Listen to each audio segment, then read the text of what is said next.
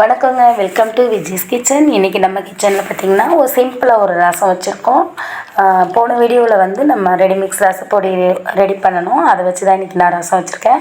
அந்த வீடியோ பார்க்காதவங்க கண்டிப்பாக அதை போய் பார்த்துட்டு வந்துடுங்க. அப்போ தான் அது எப்படி செஞ்சேன்னு, அந்த ரெடிமிக்ஸ் ரசப்பொடி எப்படி செஞ்சேன்னு உங்களுக்கு தெரியும்.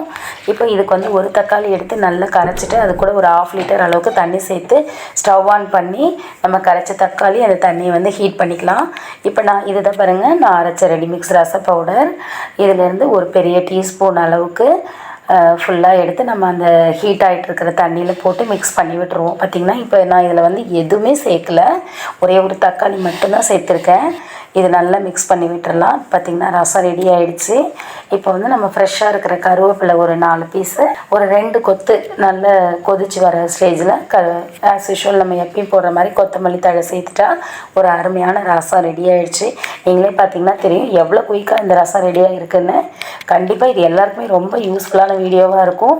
கண்டிப்பாக அந்த ரெடிமிக்ஸ் ரச பவுடரை போய் கண்டிப்பாக எல்லாருமே பாருங்கள். அப்போ தான் வந்து அது எப்படி செய்கிறதுன்னு தெரியும். ரொம்ப சிம்பிளான ஒரு ரசம் வைக்கிறது எப்படின்னு நம்ம இன்றைக்கி பார்த்தாச்சு. இது ரொம்ப டேஸ்ட்டாக இருக்குது.